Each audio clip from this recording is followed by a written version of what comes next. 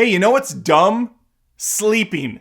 If you were to ask me what the most pointless activity on planet Earth is, I would say going to bed. What an absolute waste of time. Listen, I'm not a God-fearing man. This isn't a religious channel, but what kind of dumbass decision was it to make it so people had to conserve energy or reboot the system and get a good night's sleep? How ridiculous. This whole thing is completely asinine. We need to do away with sleep somehow. I don't know if it's possible. I know they're working on chips that you can implant in yourself so you can do shit while you're sleeping. But I'm more interested in a way to just knock myself out so I don't have to go through the complete chore that is trying to fall asleep. Let's rant about it.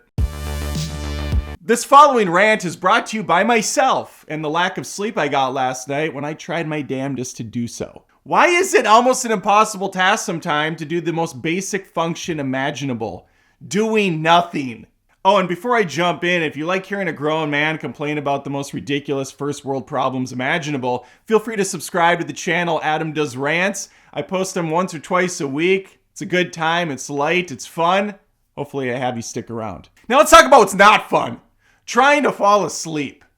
I would imagine, I know from some anecdotal experience that it is a lot easier to crash if you've been working your butt off physically all day. If you're out mowing the lawn, raking the leaves, laying down rock, putting in plants, going to a lumber yard, working in a coal mine. I imagine, and again, I've had this experience, that working these types of things, putting physical strain on you is going to make you crash down a lot easier. But there's a finite window of time where your body will decide, okay, I'm ready to go down now. Oh, you're not? You got more stuff to do because you got kids and a family and responsibilities. You need to stay up for a few more hours. All right, I'll power through with you, but it's going to come at a cost.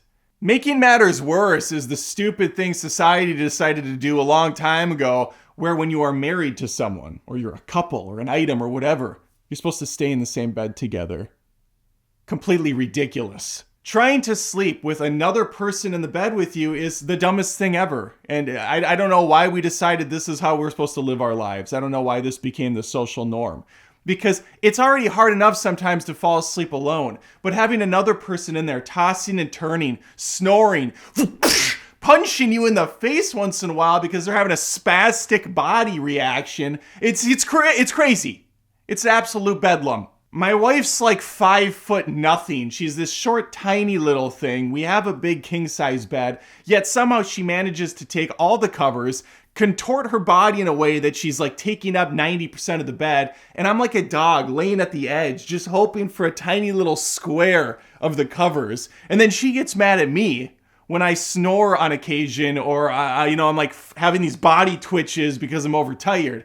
You put me in this situation. You did this to me. So what's the solution? Well, pharmaceuticals will push drugs on you to knock you out like that. Take some medication, you're out lickety-split. That can't be good. That can't be great. Another solution is to just, work out for a few hours a day to the point of exhaustion. But that, again, not great on your body. I do work out every day, but not enough to the point where I'm like keeled over and can't function. Because you still have to have your job and, all the other responsibilities that come with being an adult. And I don't think it helps that going on phones for hours a day, sitting in front of a screen on a computer or a TV, that's fucking with us. Let's be honest. There's no good way to get around it. And so this is the world we've made for ourselves. I know some people that enjoy going to bed. That's like their favorite part of the day is sleeping. What is wrong with you? What is wrong with these people? Sleeping is ridiculous. You shut your brain off, you shut your lights out, and you're just gone. You're just nothing. And then you wake up like nothing happened. Do you know how crazy that is? That's absolutely fucked to me. Where were you? Where did you go? It's like a computer. You shut it down, the thing's basically dead. It's not idle, it's off. That's our body. We go into rest mode. Anything can happen during that time, but it went by like that. It's weird to think about. That's why when some people are like, Adam, where do you think you go when you die? Well, I don't know, first of all. But listen, I don't know where I was at before I was born. And I don't know where I'm at when I'm sleeping. So it's probably kind of like that. It's just nothing.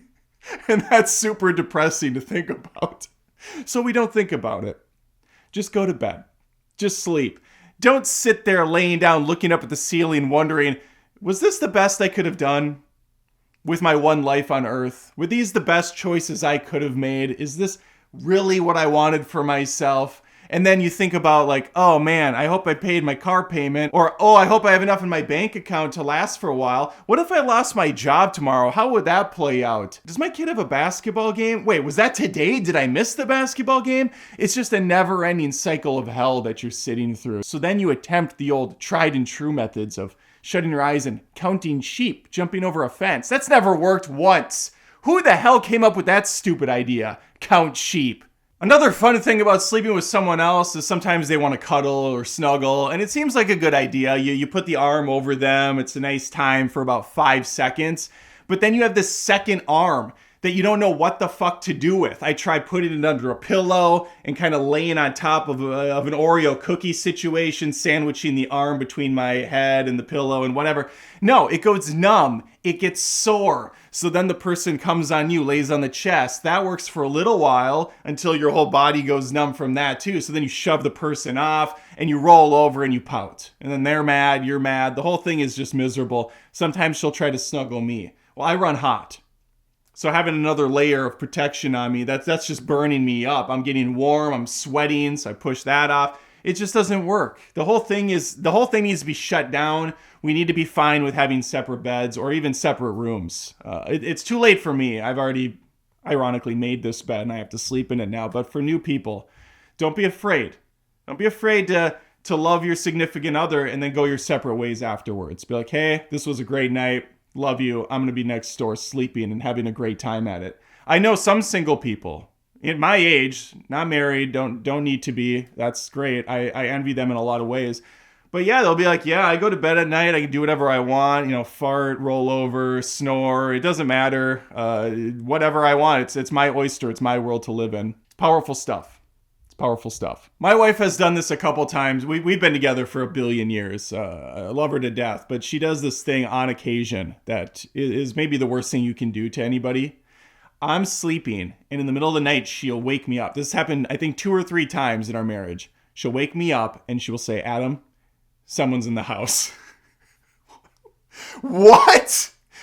Are you out of your mind? Someone's in the house. That's what she'll wake me. Adam, someone's in the house. My eyes open up.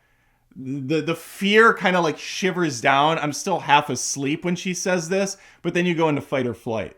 So I think every time this happens, I think, why didn't I put a baseball bat under my bed or a golf club or something? Instead, I slink out of the bed.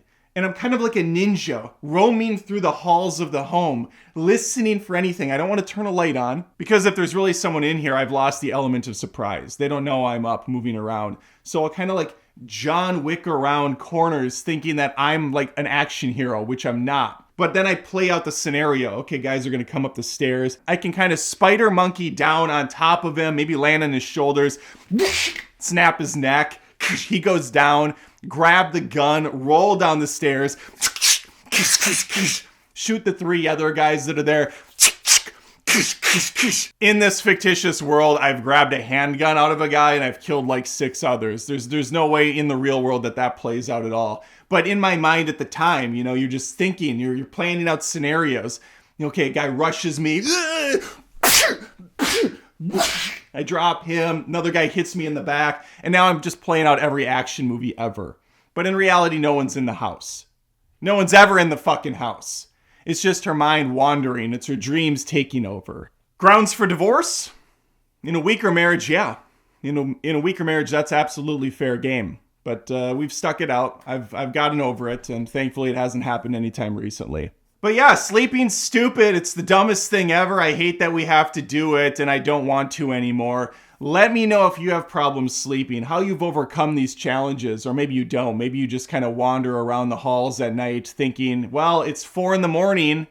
I've slept for 3 hours, and now I'm up. So I guess that's just how this is going to be. Leave a comment below. Please like the video if you had a good time. And again, subscribe. I would love to have you stick around. And hopefully, I'll catch you next time. Sleep tight.